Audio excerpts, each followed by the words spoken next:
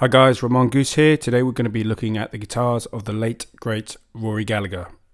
Rory was born in Ballyshannon, County Donegal in 1948.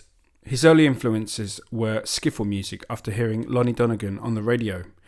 Also, whilst in school and playing songs by Buddy Holly and Eddie Cochran, he discovered his greatest influence in the music of Muddy Waters. He often stayed up late at night to hear Radio Luxembourg. Other early influences included Woody Guthrie, Big Bill Brunsey and Lead Belly. Rory's parents bought him his first acoustic guitar when he was 9 years old. Not much is known about this guitar, but as you can see from the photos, it looks pretty basic. A lot of British guitar sort of greats from the 60s and 70s learned on this sort of cheap parlour guitar, which was probably made in East Germany or Czechoslovakia. Similar guitars were also made by Egmond in the Netherlands. He taught himself to play this guitar, and he actually performed at minor sort of functions and gigs. And after winning a cash prize at a talent contest when he was 12, he bought his first electric guitar. In 1961, Rory's biggest supporter, his mother, Monica, accompanied him on a visit to see Michael Crowley, who owned the music store in Cork. There she registered as a guarantor for the purchase of an electric guitar, a Rossetti Solid 7. Rory was to pay the equivalent of $1 a week. He ran errands, saved his pocket money, and even gave up his favourite pastime, the cinema, to pay for this guitar. In Rory's own words, he said, "My first guitar was a Rossetti Solid 7. I think it was Italian. They made the Lucky 7 as well. It was pretty good. I used a Selmore Little Giant amp, but I got rid of it because it was distorting. If I had it now, I'd be delighted." In one interview, Rory states that he moved from the Rossetti to a Hofner Colorama. He also states that it was a little hard to play, so I'm not sure whether he sort of traded it in for the Rossetti, found out that it was hard to play and then traded it back. Unfortunately, we don't have photos for the Rossetti or the Hofner guitars. In 1963, he joined a band called the Fontana Sextet, playing the popular hits of the day. In this band, he mimicked Buddy Holly to a perfection. But there was something else that Holly had that Gallagher wanted, a Fender Stratocaster guitar. Jim Connolly, guitarist for the Irish show band, went to Crowley's music store in Cork to buy a Fender Stratocaster. They had to be individually ordered directly from the factory in California, a world away from Cork. Connolly ordered the cherry red model, just like the one owned by Hank Marvin of the Shadows. But when it arrived, it was sunburst in colour. Michael Crowley reordered the cherry red model and let Connolly use the sunburst in the interim. When the correct model arrived, the switch was made and the sunburst was put on sale as a second-hand item. It cost £100, an absolute fortune at the time. Rory went down, stood in front of the shop window and eyed it. Within moments he traded his Rossetti for a fifth of the price of the Fender guitar, and also told the shop owner that the mother approved of transferring the guaranteed debt that was on the Rossetti guitar to the Fender Stratocaster. Then Rory walked out with the Strat. The exchange had to be kept secret, at least for the time being, and Rory hid the guitar under his bed. One night, his mother asked Rory to play for her, and Rory explained that he didn't have the Rossetti. He confessed that he had deceived Crowley, the shop owner, into giving him an extra line of credit. But he explained to her that this would be his instrument for life. He would master playing lead and rhythm on the Strat, thus eliminating the need for a rhythm guitarist. Okay, I'm going to read you a slightly different version of this story of how Rory acquired his Stratocaster. The guitar that became Gallagher's was once owned by a member of the Royal Show Band. He had bought it new while in the US, as he bought a new guitar every second year the band toured there. I bought them in New York in Manny's music store. I believe they cost about £150 then in the early 1960s. I think I bought the Sunburst Strat in 61 or 62. When Manny, the owner, used to see me come in there, he used to say, "Here comes the Irish guy." The Royal were based in Waterford, and Conlon thinks he traded in the guitar to another shop, perhaps Cantwell's in the city, and it found its way then to Crowley's shop. He didn't follow the progress of the guitar. It was only many years later that I came to know about its fame in Rory's hands. Its serial number was 64351, and it's quite possible that this was the first Strat ever to be brought into Ireland. It was a 1961 model. Let's get into the details of the Strat. Rory replaced the tuning pegs. He installed 5 Spurzal pegs and 1 go-to. To quote the man himself, he says, "The machine heads have been changed a million times, except this odd man out here. I left the 6th one out for the gypsies and had to drill bigger holes in order to fit these shallers. In an interview, he actually said he'd prefer to go back to the old Clusons, but because of the large holes, that was not possible. Rory states that he had normal Fender frets on his neck.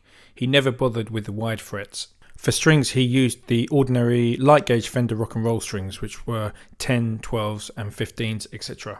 Rory set his action similar to the action on an acoustic guitar, so it's not very low. He preferred this action for bending strings. Rory did not tend to use his tremolo arm. Apparently it broke off with rust and he never replaced it.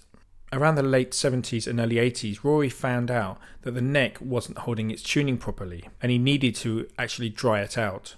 There was so much sweat in the neck that he took it off for a year. He put it above a fireplace on the mantelpiece and let it dry out. He got a replacement neck from Fender, which was a suitable match for the era. It's worth pointing out that the original neck was a slab rosewood board with a narrow dot spacing on the 12th fret. The replacement neck featured a veneer rosewood fretboard. Regarding the original neck, he says, "I'm amazed that despite its age, I've never had to adjust the truss rod. I've taken it to some of the hottest countries in the world, and it never moves. It's great. I've had it refretted a couple of times, but apart from that, very little has been done." Another interesting point is Rory's use of only one string tree. To quote Rory, "Another thing I haven't done is put another stud on the top near the machine heads. On the newer Fenders, they've got an extra stay there, and that's basically to get a nice angle on the nut. I like that third string really open up there because I do a trick with it where you pick a note or hit a harmonic and bend the string behind the nut. It's better than using a tremolo arm. It's more of an eerie sound." Later on, Rory added a second string tree, as you can see here in this photo. People have speculated about the reason for the gradual loss of sunburst paint. Although the Strat was left abandoned in a rainy ditch for days after being stolen in Dublin, this is not believed to have caused any ill effects. Gallagher has said that his brother's sweat was particularly acidic and was literally like paint stripper. The pickguard was replaced sometime in the mid to late 60s with an identical one after the original one became deformed over time, allegedly caused by heat during gigs with Taste. The tremolo piece was blocked off from the back with a small wooden piece so the guitar would stay in tune better. Rory didn't use the modern 5-way switch. Instead, he kept his original 3-way switch and then just sort of located the out of phase positions. Eventually, though, later in his career, he did actually, in fact, install a 5-way selector switch. Okay guys, let's get into the guitar's electronics. At some point, the middle tone control was glued into a fixed position, and all the pickups worked off one knob, which allowed him to do wah-wah style guitar effects with his right hand. Rory used his original pickups until around the mid-1970s. Then 2 of the pickups packed up. In Rory's words, "They just cut out when I was playing. I was terrified that I wouldn't be able to get new pickups to sound the same, but fortunately they matched perfectly." So by all accounts, Rory placed the treble and bass pickups with equivalent models. At some point around 1982, Rory changed the lead pickup for one of Fender's Hot 100 jobs. This can be seen here in this photo with the black pickup cover. Both Chris Eccleshall and Kent Armstrong did a lot of work on Rory's guitars, and in particular Kent Armstrong actually opened the scratch plate up and checked out the pickups. This happened around the mid-2000s, and what Kent Armstrong found was the guitar contained 2 mid-70s Fender pickups in it and an early DiMarzio FS1 in the bridge. Here is a photo of a young Rory with a Burns Bison guitar, which is a 3 pickup guitar made in 1962 to 1964. Rory was asked in an interview once if he would ever use anything else as his main guitar. He replied, "Not as a main instrument. I have other good guitars that I use for other songs, and I don't always play the Strat in the studio. I really like Telecasters a lot, especially the lead pickup sound. I prefer the lead sound on a Tele even more to that of a Strat." Okay, here's a photo of Rory Gallagher in 1970 playing a Telecaster in Copenhagen, Denmark. Let me quote you Rory about this guitar.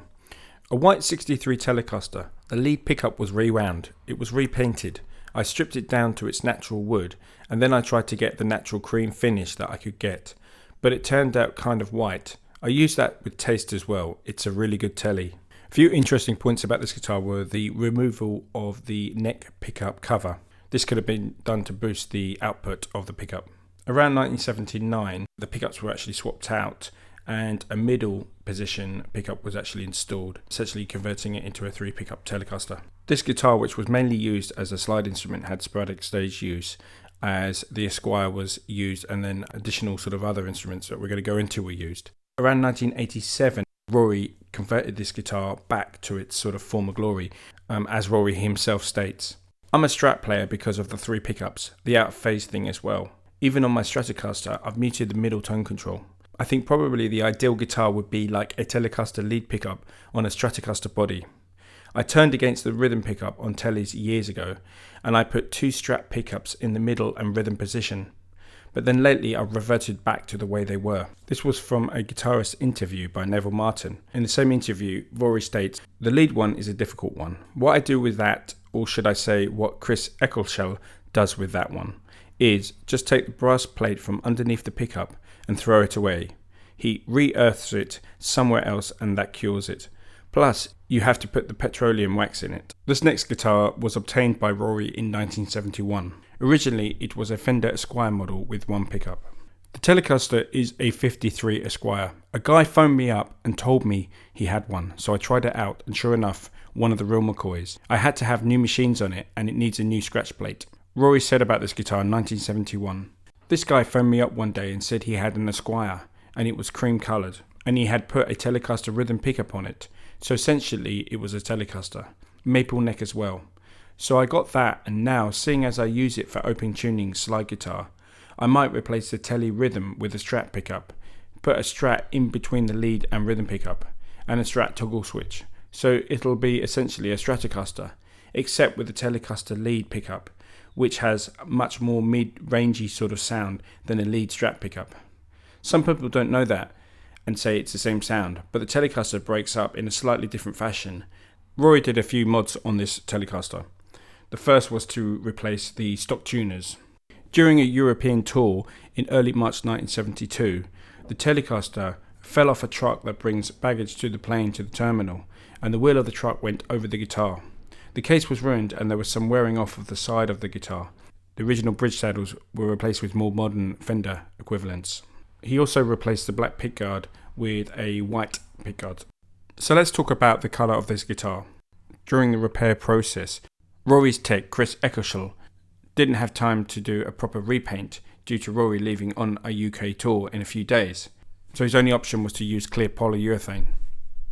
Rory took a strong dislike to the colour and eventually asked Eccleshall to refinish the guitar in black, and this is how it's remained ever since. So along with the 3 pickup mod, an out of phase switch was also installed. This switch was added between the volume and tone controls, and it allowed Rory to use the 2 pickups together. Also, the original jack plate was replaced with a slightly bent metal square one, like the ones usually used on Les Pauls. For most of the 80s, the Esquire was no longer used in Rory's live stage setup.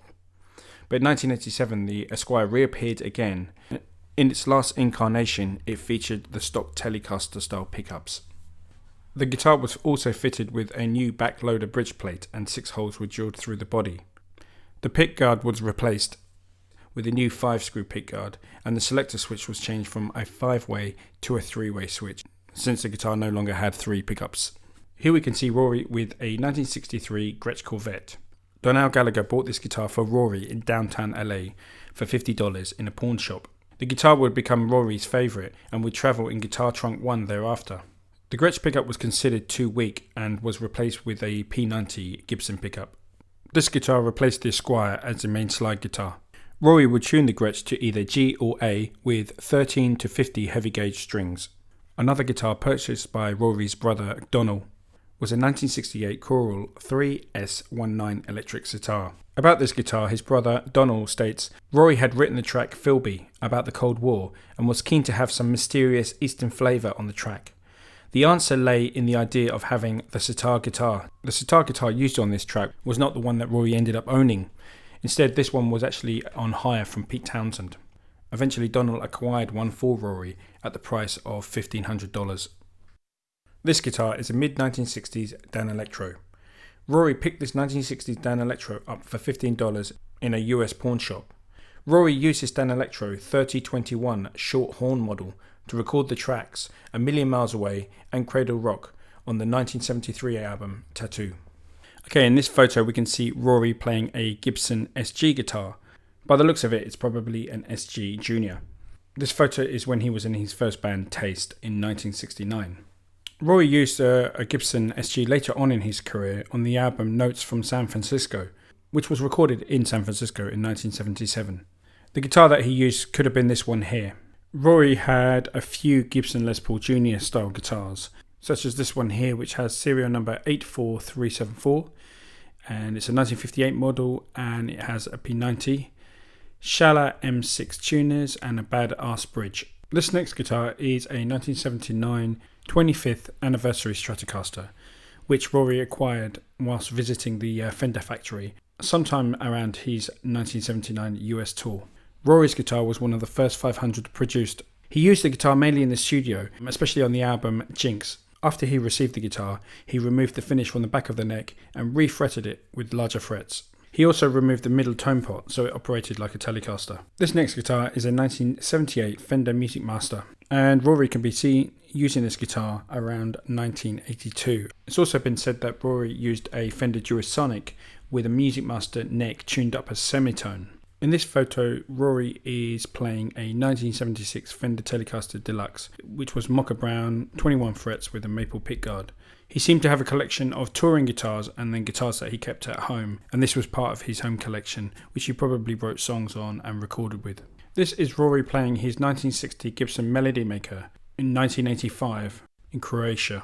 Rory's nephew, producer Daniel Gallagher, says of this guitar, Rory was a big fan of melody makers, and he eventually owned 4 of them. With Gibsons, he liked having just one pickup, especially for slide.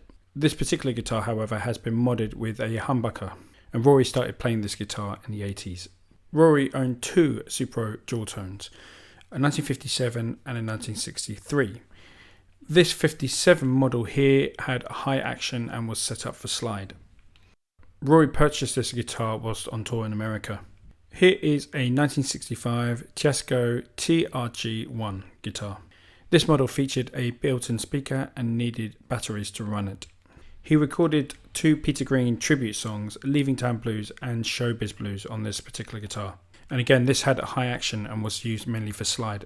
Next up is a 1980 Kite Elbow, which was very similar to a Strat. It was white in colour, and Rory spoke actually very highly of these guitars as they were cheap but very good quality. He used this guitar on the track Road to Hell for the guitar solo. Rory was actually a fan of Guitar guitars, pictured Guitar LG 880 Mallory Guitar. This was also known as a Rory Gallagher model. Rory visited Japan a total of 4 times in 1974, 75, 77 and lastly in 1991. Each time he visited, he made personal contact with the Japanese guitar manufacturer Guitar. Rory once stated in an interview that the Shadows' Hank Marvin used a Guitar before his Strat, and remembers that also Stevie Winwood in the Spencer Davis group also used a Guitar. So it's quite a popular instrument among London musicians in the 1960s. Rory stated in an interview that he actually owned an LG 50 that he found secondhand in Ireland, and he used it from 1966 to 1970 in the group Taste. This photo of a Guitar LG 60B was one that was in Rory's collection, and you can see that Rory loved these guitars so much he even got his longtime repairman Eccleshall to hand make a guitar for him based on the Guitar LG sort of style. On Rory's second visit to Japan, Guitar gave him his own signature guitar, which was called the Mallory Guitar. It's basically the same as an LG 50 but with improved, more powerful pickups. In fact, the pickups on this guitar were modelled on the P90 style pickups. On the same trip to Japan, Rory also received this guitar, which was special order custom made for him. The maker was Tommy Ioka, and the actual bridge itself is from Ibanez. You can see it here being used live in Japan, and also this guitar ended up back at Rory's house in Ireland. In 1976, Guitar released this model, which was an LG 880 Mallory, and it was kind of an evolved version of the first prototype that Rory had received from Guitar. It was priced at 80,000 yen and had an ebony fretboard. Apparently Roy Buchanan also received one of these guitars. Rory received this guitar on his third visit in 1978. It's an LG 1000 and you can see him playing it here. It had a maple top, mahogany back, maple set neck, and it had an ebony fretboard. It was also said that Rory had some input into the design of this guitar as well. It would be 14 years before Rory visited Japan again. This time Rory received an updated prototype of the Mallory model. It was based on the LGX1 model, but renamed LGX2. He used it at Club Sitar on February 19th and 20th. The main difference between the LGX1 and LGX2 models were Rory's model had the neck pickup installed. Another interesting piece of information, Rory owned a Guitar version of a Gibson Jr double cut. So this photo here of Rory playing what looks like a Gibson double cut could in fact actually be a Guitar sort of prototype of a Gibson double cut Jr. Rory obtained this guitar around 1973 or 1974 and it went under the model name LG650. This next guitar is a 1965 National Airline Red Supro Rezar glass guitar. Rory was very much influenced by the guitarist from Chicago, J.B. Hutto. So much so that he covered Hutto's song Too Much Alcohol, which became a staple of Rory's set. Personally, I love the sound of this guitar when Rory plays slide on it. This photo is Rory with a Vox Phantom 12-string from 1967. It featured a black finish, a tremolo system, and also 3 single coil pickups. Here's a photo of Rory's 1958 Les Paul Jr single cut. I think this guitar was rarely used for live work. Here's Rory with a late 1970s Music Man Sabre II electric guitar. Not sure if this is some kind of a promo or if he's at a trade show, but it's interesting that he actually played one of these guitars. This next guitar seemed to have got a bit of use around the early 80s. It's a Fender Lead 3. This photo is from rehearsals from the Jinx era. It's my guess that this guitar is fitted with DiMarzio pickups. This photo is Rory with a broken thumb playing his 1971 Gibson L6S Deluxe guitar. In case you're wondering, Rory caught his thumb in a taxi door in Los Angeles in 1977. Okay, this is the last guitar we're going to be looking at today. It's a 1958 Fender Stratocaster guitar featuring a maple neck. Basically, this was used around 1972 on some US tours, and according to Rory's brother, there's a slim possibility it was once owned by Buddy Holly. Thanks for watching, guys. If you want another video where I can cover some of these acoustic instruments, maybe some more of the obscure electric guitars he owned, and also the amplifiers, let me know in the comments. And also let me know in the comments if you have any further information about any of the guitars featured in this video. Thanks for watching, and this is Ramon signing out.